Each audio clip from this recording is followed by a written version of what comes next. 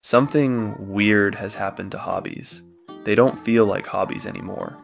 Whether you're into music production, skateboarding, painting, photography, or filmmaking, our culture has made us feel like this recreation time is a waste unless it's building towards something bigger.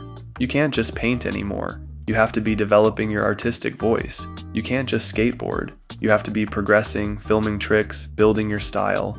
Photography isn't about taking pictures you like. It's about finding your niche, maybe shooting some weddings on the side. But here's what's really happening. We've taken everything that used to be just for fun and turned it into another form of work. We've lost the ability to do something just because it feels good to do it. Everything has to have a trajectory, a purpose beyond just existing. And honestly, it's killing the joy out of everything.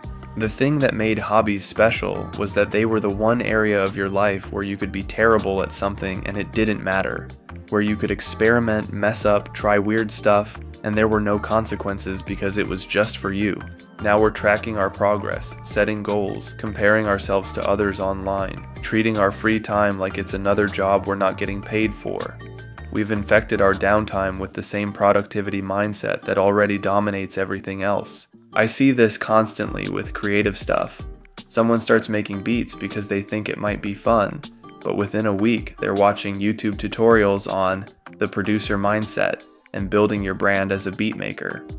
They haven't even finished their first track, and they're already thinking about SoundCloud followers and getting signed to a label, or painting. People download Procreate to mess around with digital art, but suddenly they're researching brush settings and watching speed paint tutorials, and feeling frustrated because their stuff doesn't look like what they see online. The experimentation phase gets skipped entirely. Social media obviously makes this worse. Everything becomes content. You can't just skateboard for the feeling of it. You should probably be filming tricks for TikTok. You can't just produce music for yourself. Why not post those beats on Instagram? The act of documenting the hobby becomes more important than actually enjoying the hobby. And then there's the productivity guilt. We live in a culture where rest feels irresponsible. If you're not hustling, grinding, building something, what are you even doing? Hobbies feel frivolous because they don't directly contribute to your career or your bank account or your personal development. But that's exactly the point. Hobbies aren't supposed to be productive. They're supposed to be the antidote to productivity culture, not another victim of it.